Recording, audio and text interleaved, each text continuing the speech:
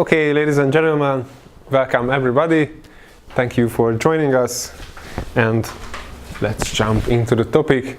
So my title is Healthpack for High Performers. So I think we should start with what's the definition of health. So does anyone has a definition? Maybe Dinesh? Not really. That's not a problem. There's the World Health Organization's definition. So it's very important to point out that health is not merely the absence of disease, but it's a complete well-being. So it's very important, keep that in mind. About something else, being a high performer. So is there anyone there enough who would like to share us their definition of being a high performer?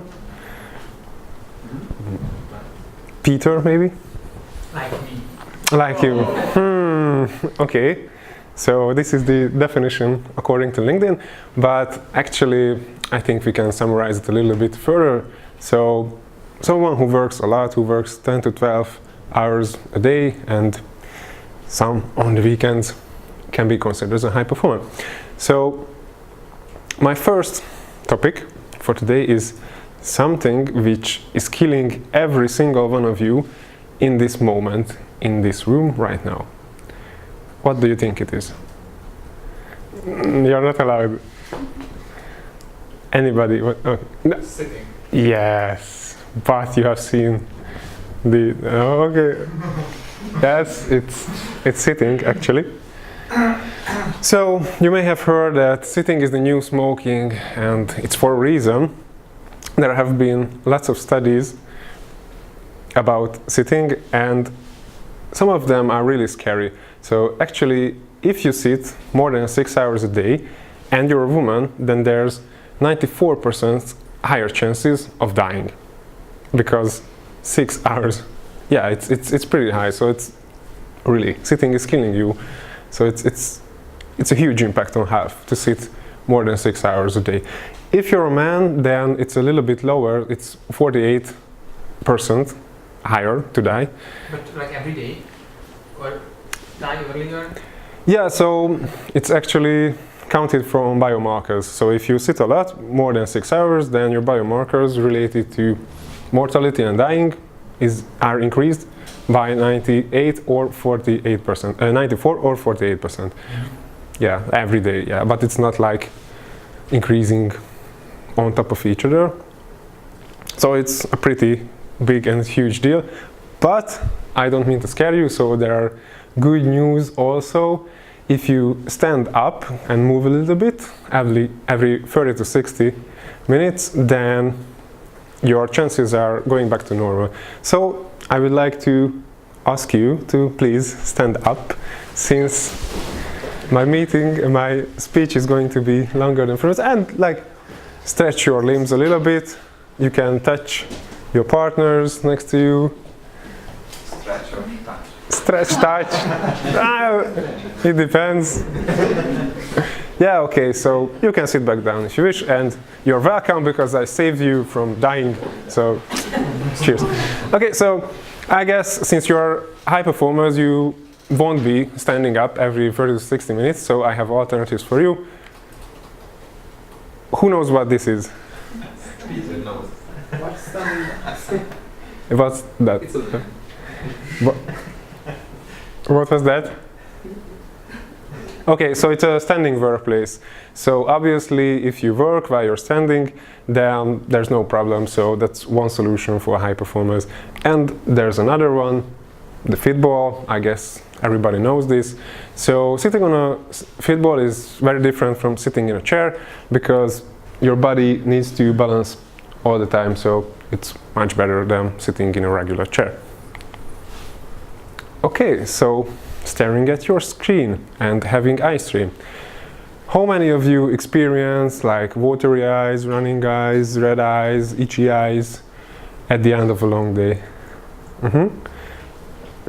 Mate doesn't. Well, okay, he's a tough guy. He's not a high performer, so. No, I think he has a good glass. Yeah. So you can get a special layer to get rid of. Yeah, that's It just spray your eyes, right?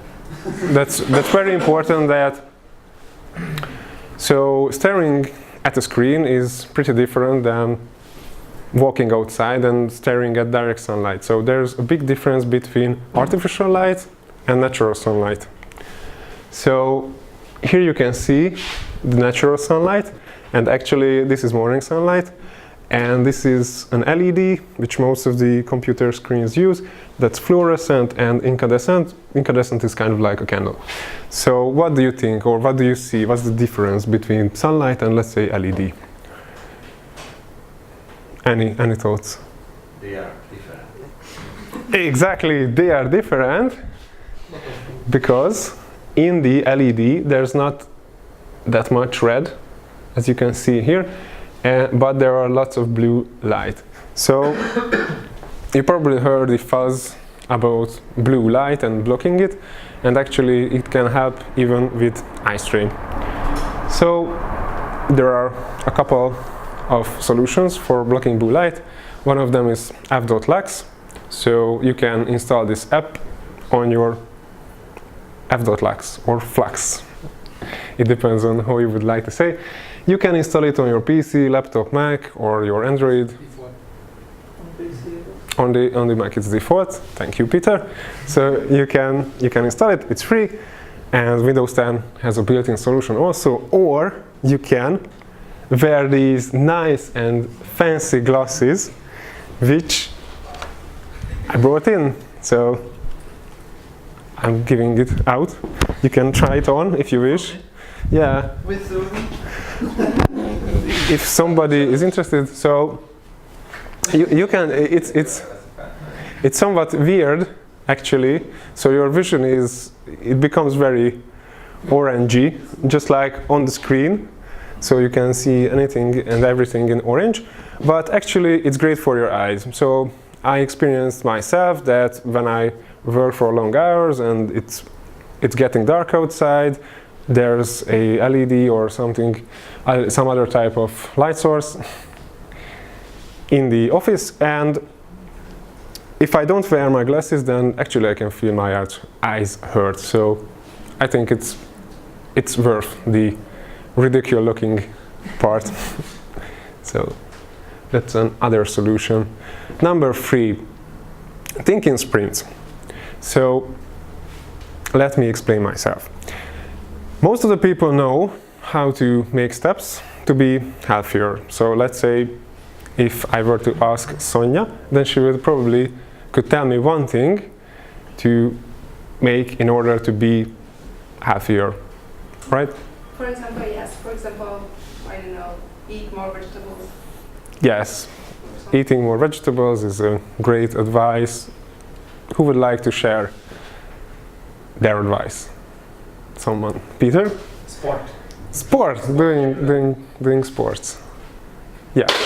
And some other than Peter and Sonia? Maybe someone from the back row? Sleep enough. What was that? Sleep enough. Sleep enough, yeah. So people usually know what to do, but it's hard to find the time. So it's hard to find the time for actually doing it. And this is why I recommend you to think in sprints. Because if you have like a 1-week sprint of doing something for your health, then it's much more manageable and tangible. So let's say you would like to eat more vegetables for a week, then you should have a sprint of eating vegetables, and you're going to eat more vegetables that week. And if you like it, then it's going to stick. But if you don't like it, it won't stick. That's okay. So in the end, you're going to end up a healthier person altogether. One more thing, you should plan in advance. So I think the biggest problem is cooking. So people know how to eat healthier, but they don't have the time to cook. But if you were to make a meal plan for the next week, then you can have a list of ingredients, and you can go out to the hypermarket and shop all the ingredients. So when you're about to cook your meal, let's say you would like to cook stuffed cabbage, but you don't have cabbage in your fridge, so you would probably order out, let's say, a pizza, which is a not very healthy solution. But if you have the cabbage, because you already bought it a week earlier, then you have immediately higher chances to cook that meal. This is something when you still don't have time to cook and you didn't prepare or anything else. So let's say if you didn't cook, maybe you can try with ordering out, but most probably you can't find that much healthy solutions for eating out from a healthy source or restaurant. This is why intermittent fasting is helpful. So who has heard about intermittent fasting before? Great. That's wonderful. Actually, there has been some hands in the air, so that's really good. Okay, so a fast is a period of time when you don't eat. If this fast is shorter in duration than 1 day, so 24 hours, then it's called an intermittent fast. Actually, there's a minimum of intermittent fasting, so if you fast for like 2 to 3 hours, then that doesn't really consider a fast because you're eating 2 to 3 hours, and that's pretty much the opposite of fasting. So I would recommend you to have 3 meals a day, like normal people would do, like a breakfast, lunch and dinner, and you should have a 4 to 5 hours window between these meals, and then you are intermittent fasting. So you eat this is a pattern of eating, but it has a number of benefits. For example, so what's the opposite of intermittent fasting? Feast. Yeah, something like a feast. So nowadays, dietitians, doctors and people say that you should eat frequently and small portions, right? Okay, and they usually say that if you eat in such a manner, then your insulin levels are going to be stable, right? You have heard about it? Yeah. Okay, so let me make this chart for you. This is time and this is insulin, and if you eat a lot, then this is what is going to happen. Something like this. If you eat 3 main meals and let's say 2 snacks or 3 snacks, then some of the bells would be smaller, but the thing is, your insulin would be staying in a constant manner or in a constant light, so it would be stable, but it would be continuously high, which is obviously bad for you. It's bad for you because raising insulin, which is the hormone responsible for storing energy, and being obese. So if you would like to not be obese, then you should lower your insulin levels. And eating frequently is actually a bad strategy to do that.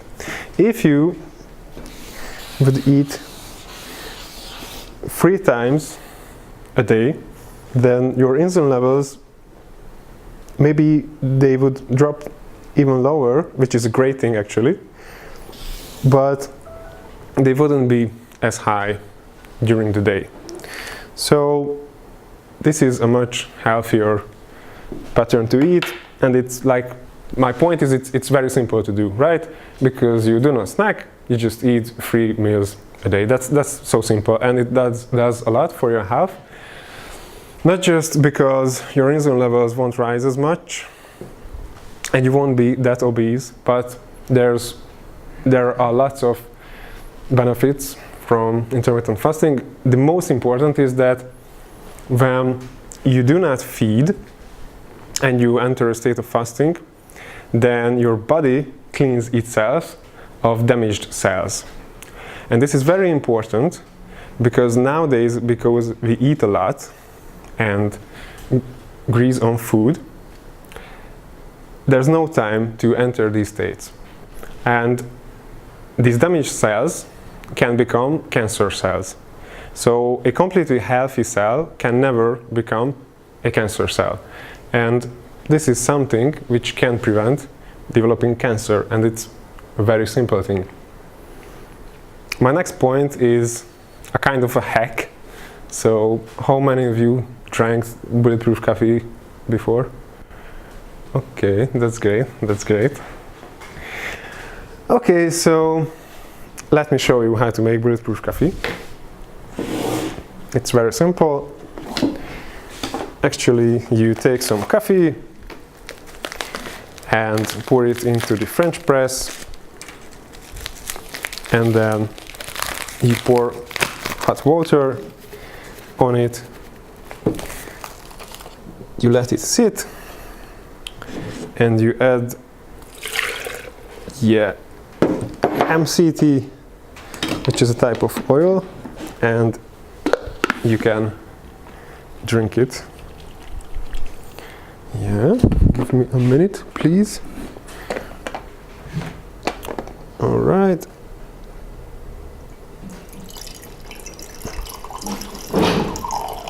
Okay.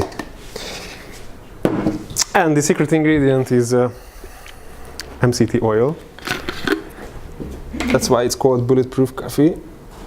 Okay. Is there anyone who would like to try it? No one? Why not? Come on, somebody, just try it. Okay. Let me give it to you. Okay, so this is bulletproof coffee. So as you have seen, I've poured fat into it. So what do you think about it? Do you think it's a bad thing? Or why nobody dares to try it? A little bit cold. A little bit cold? It's a bit late for me for coffee, so. Interesting, interesting. But tomorrow morning I will try it. Okay. Steven? I have tried it. How do you find it? Do you find it okay, or? Yeah, it's pretty good. Okay, I'm happy. Yeah, actually the water was a little bit cold, but as you have seen, it's very simple to make the bulletproof coffee. Actually, the original recipe is a little bit different, but it has numerous health benefits. For example, if you're a beginner to fasting and intermittent fasting, then this is going to take your hunger away, and it's much healthier than having a snack. So this is great for not eating, not snacking, not raising your insulin levels. Other than that, if you'd like to do even more, let's say 16/8 intermittent fasting, which is very popular amongst Hollywood superstars like Hugh Jackman, then it's even more easier for you to do it, since the coffee and the oil is going to take away your hunger. And these two things are building on each other's characteristic synergistically. So coffee and caffeine obviously gives you energy, right? And it's a boost for your brain. But MCT oil can do the same for you, but from a different pathway, from a different side. And if you mix these two together, then it's going to be even better, because the MCTs turn into a special type of energy, which is going to boost your brain, and the coffee goes in a great combo with that, and it's a nice way to start your mornings. Okay, so next point, avoid sugars with a twist. So let's start with the beginning. There's a thing called SED, so Standard American Diet, which is basically high in sugar and high in refined carbs, low in protein and low in fibers, high in artificial bad fats and low in good quality fats. So most of the Westerners tend to eat in a SAD, Standard American Diet type of eating, and you should definitely try to counteract this. So eat more protein, more healthy fats, more fiber, and less refined carbs. These are the basics. And I would like to focus on eliminating sugars and refined carbs. That's a very important topic, but I will not ask you to skip carbs and go on a low carb, high fat diet. But I'm going to help you how to make your carbs have a lower glycemic index. So, who knows what a glycemic index is? Peter. Okay, not that many people. So, this is sort of like a summary for the glycemic index. Yeah, so it's an index of numbers between 1 and 100, and as you can see, above 69 considered to be high, 69, 56 or 50 is medium, and below 50 is a low GI carb source. And this is important because sugars and refined carbs are high glycemic index carbs, and they are bad for you. So they are the bad type of carbohydrates. But everything else, especially the low type of low GI index carbs, are considered to be healthy. But which are the low ones? Like maybe fruits, but more like vegetables. So I don't think that from now on most of you are going to eat lots of vegetables, but I can show you a way how to decrease the glycemic index of your everyday carbs like rice, potato, and pasta. How many of you like these carbs? Okay, nice, everyone. That's great. So let's start with rice. So this is very funny because who thinks that there's a difference in glycemic index between white and brown rice? Okay, there's actually not. So it's weird, but there's no difference in that way between them. But it usually comes down how you make it. So if you cook white rice and you add fat to the water whilst you cook it, and you put it into the fridge, you can and let it sit overnight in the fridge, then you can make the white rice, which is about 78 glycemic index, to get down to around somewhere 28. So that's a huge change in glycemic index. So that's so simple, you don't have to do anything else, just add fat to it, put it into the fridge, and you're going to end up with a much healthier carb source. That's so easy. Okay, how about potato? Who thinks that there's a difference between sweet potato and regular potato when it comes to glycemic index? Okay, you are wrong, sorry to tell you. There's absolutely no such difference between sweet potato and regular potato. The difference between sweet potato and regular potato is that sweet potato doesn't have that many, so to speak, toxins or allergens in it, but regular potato does. So, once more, the difference comes from the way you make it. So, if you take sweet potato, for example, and you fry it for 45 minutes, do you do sweet potato fries? Yes, and how do they taste? They taste very sweet, right? Very sugary. It's because they actually contain sugar, and that's why they're very sweet. But if you cook sweet potato for 30 minutes, then they are going to have a much lower glycemic index. So once again, if you prepare it differently, then you're going to end up with a different glycemic index carb. And pasta, who thinks that there's a difference between brown, like durum, graham, stuff like that, pasta, and regular pasta from a glycemic index? That's not that true. So once again, if you overcook pasta, then it's going to have a high glycemic index. But if you cook it al dente, maybe some of you know that, it's like an Italian phrase for not overcooking pasta, but it's like vegetables, yeah, so it's a little bit, it's not that soft. So you should cook pasta al dente, and then it's going to be a low glycemic index carb, not a high glycemic index carb. So I think these are also just simple steps to take for your health. take your vitamins with a twist. So I wouldn't dare trying to recommend you vitamin C. I think it's a little bit boring. But since most of you are high performers, I would like you to recommend supplements and vitamin-like stuff, which is going to increase your cognitive functions and your brain capacity. Okay, so who knows what this is? Blueberry? Yes, it's blueberry. It's a picture of a blueberry. That's even better. Yeah. So don't eat a picture of blueberry, but eat blueberries, or you can eat blueberry extract. So you need 1 cup of blueberries. That's the amount which is beneficial for your brain.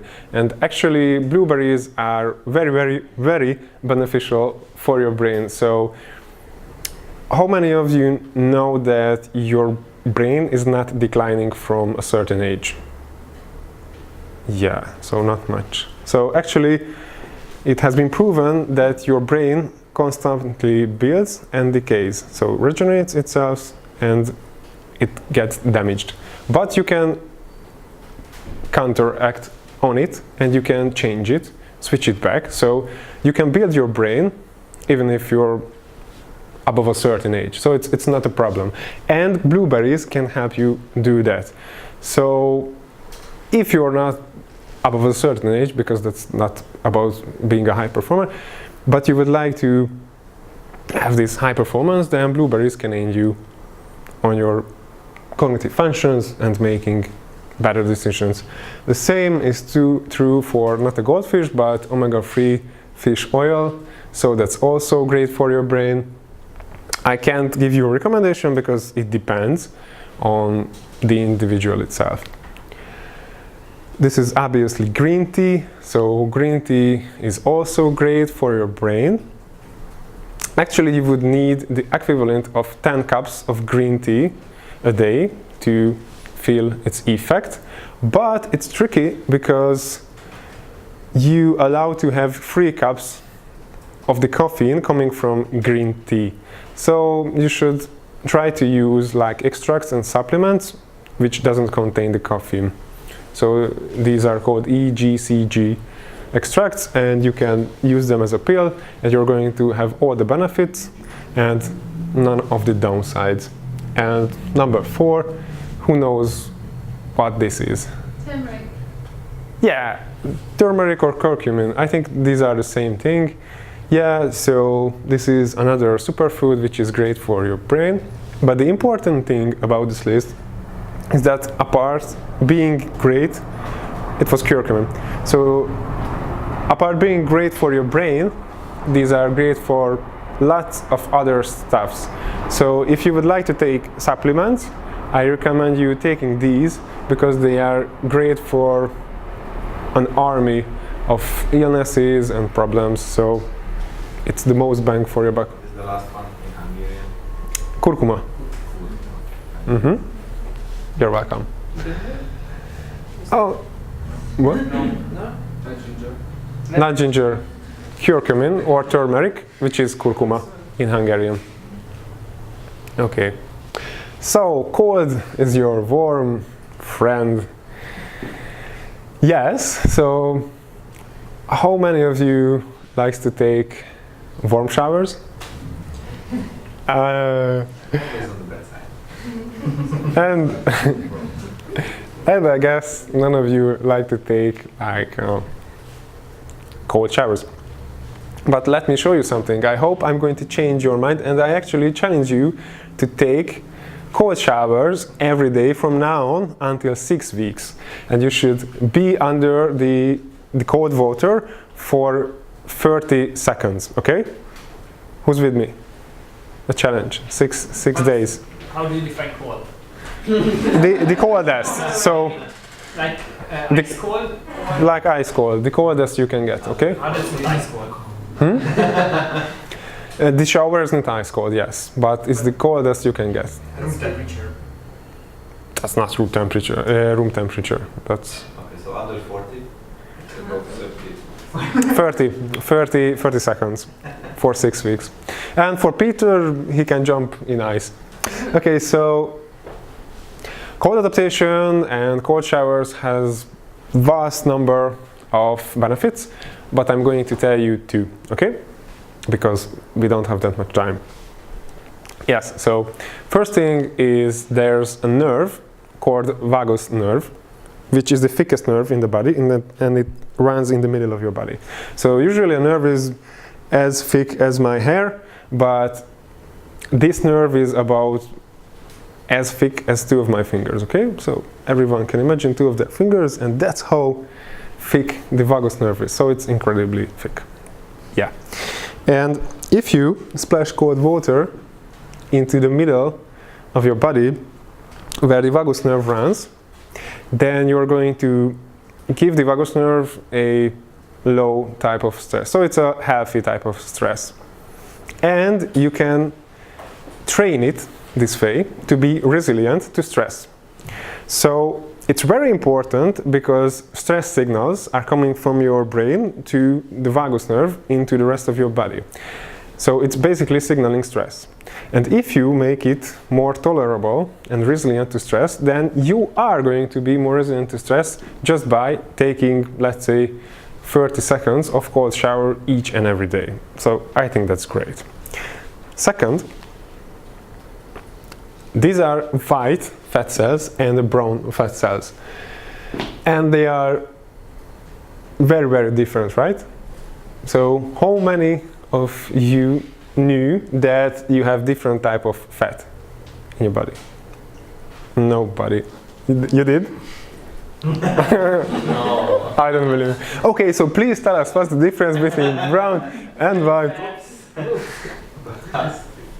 Okay, so let's say that white fat cells are the bad type of fat cells. These are the fat cells which we use for storing energy, okay?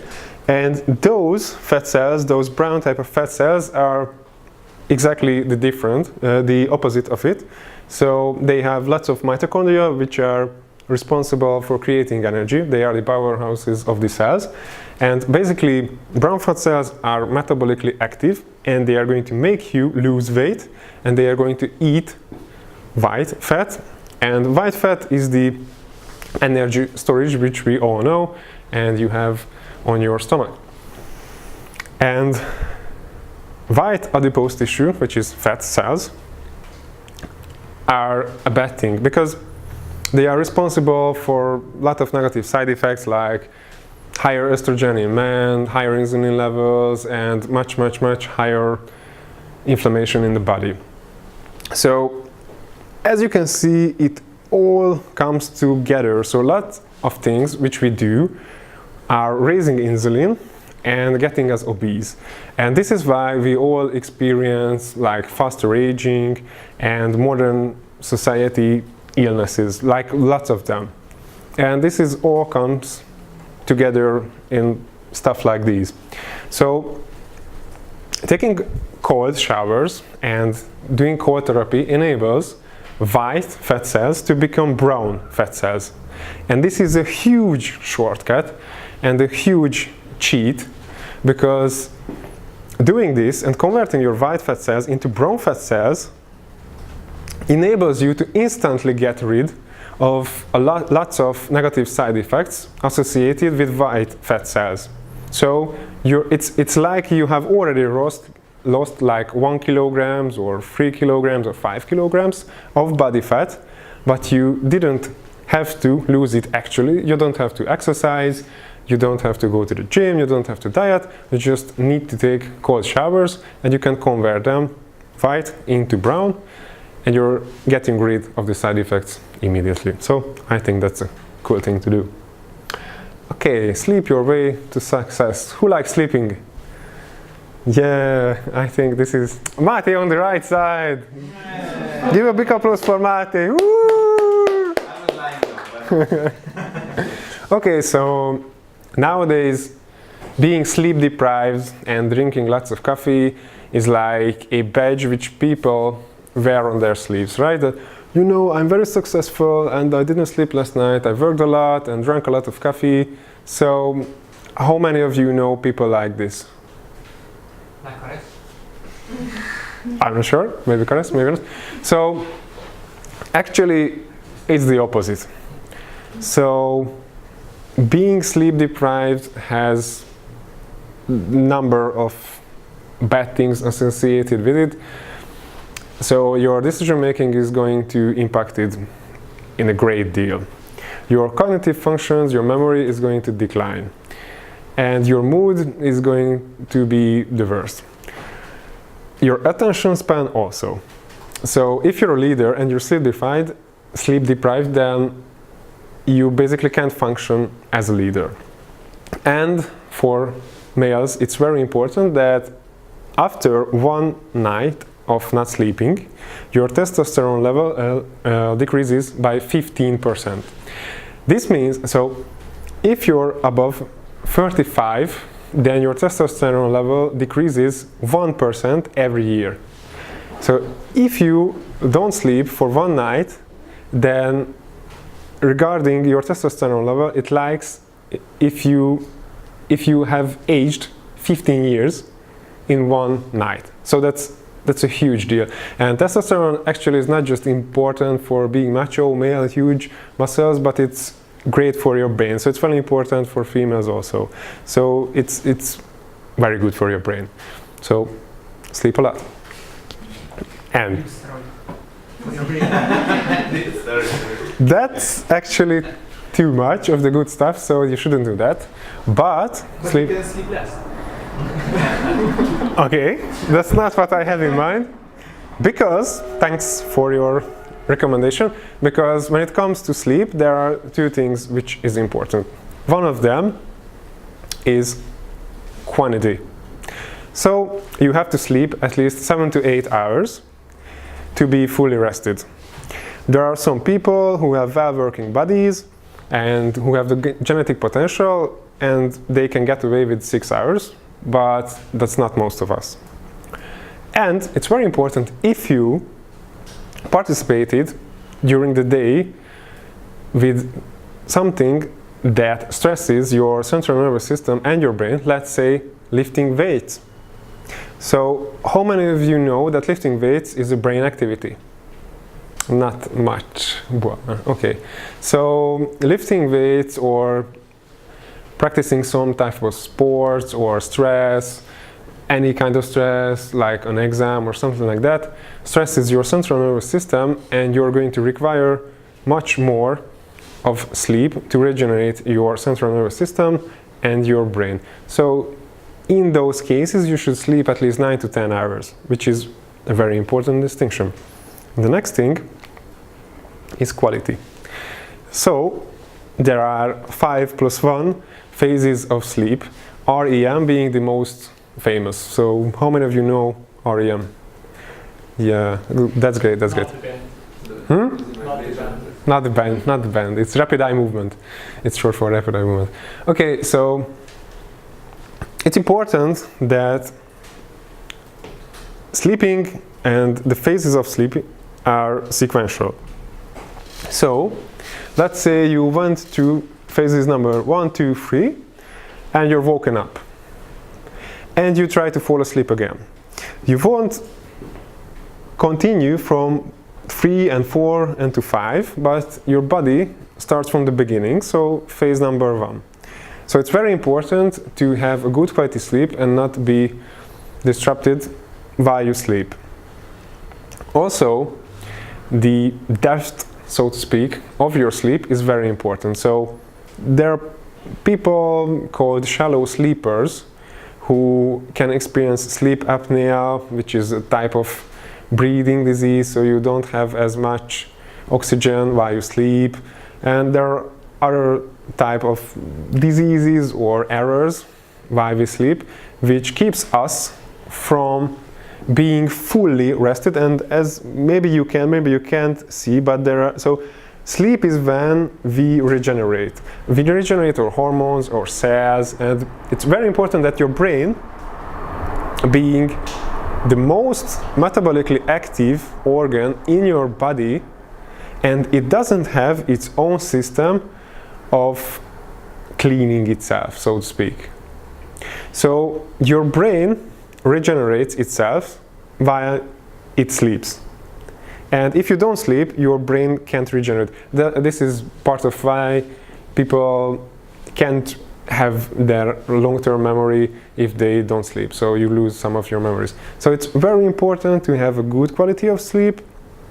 In order to do that, you should try to wind down before going to sleep. So it's not okay to, honey, I'm working, looking at the screen, which has lots of blue light, and it's not good for you.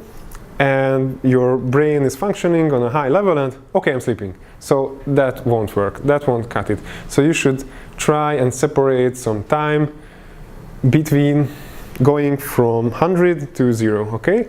So try to have a warm bath or a cold shower, or put on some incense and spend time with your loved ones and try to slow down a little bit before going to sleep. And this is something which can help you before going to sleep, that's one thing, and dealing with stress. There are lots of popular advices like do yoga, meditate, stuff like that, but I don't think that most of the high performers have time to do that, or maybe they are not interested. But the gratitude game or the grateful game is a very easy thing to do. So you have to say out loud one sentence, and you have to incorporate into that sentence something which you are grateful for. For example, I'm grateful for all of you to come here and that you are listening to my speech. And this type of activity, if it's honest, it puts your mind into a completely different mood. So it enables you to get from 100 to 50 in a very easy manner like this. So I would like to encourage you to try out. Make partners and say just one sentence of the gratitude game. So what are you grateful for? Just to your partners. Now, we have the time.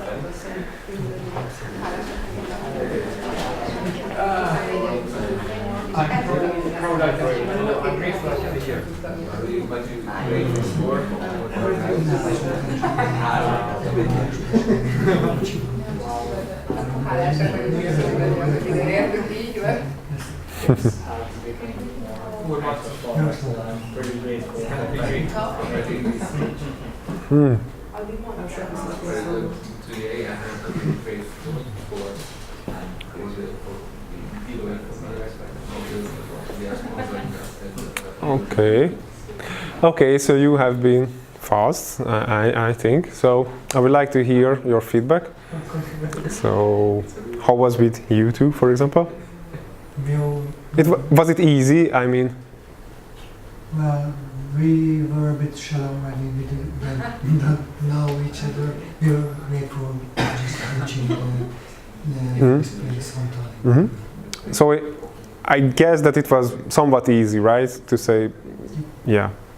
Who had difficulty phrasing grateful sentence? Okay. Laszlo, for example, or Regina? I don't like this kind of exercise. I think it's bullshit.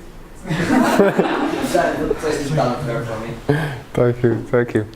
Yeah, so my point would have been, and I can accept that for some people it won't work.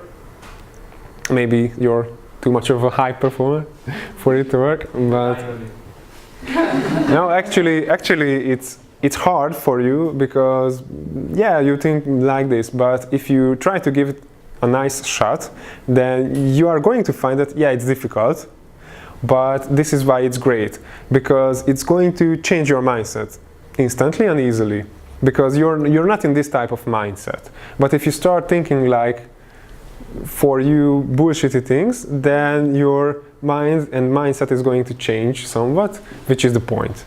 So this is it. Has I been able to help? I've tried it several times. For example, in the period of my life, for work 3 months, I practice it every morning. But I think it does go anything for me. So Interesting. That's why I don't use it. I accept it. Is there someone else who have given a try for things like these? And how did you find it? I basically loved it. It was really good. It put me in the right mindset at the morning, and unfortunately, we didn't do it anymore. Then maybe it's time to do it. And it can be a couple thing because you can say it to each other. So we 2 or 3 weeks ago. yeah. Ah, that's great, that's great. So, Laszlo, you should take an example from. Start with them. Yeah. You know, start shadowing them. yeah. So it's like Laszlo's head is coming up from the bottom when they are speaking to each other. So, okay, so these were my 10 points, and I have +1. Wow. What? Sleep. Everyone sleep. Okay. So this is the ultimate super weapon. This is having. I didn't mean that your body is a weapon, but I don't think actually that Mate was thinking this also. So I meant friends. So these are friends, you know, and they are work friends because the one in the middle wears a tie, so they are obviously work friends. And Isn't it like being really super alone? It's like, I stopped meeting with these friends when I was a teenager.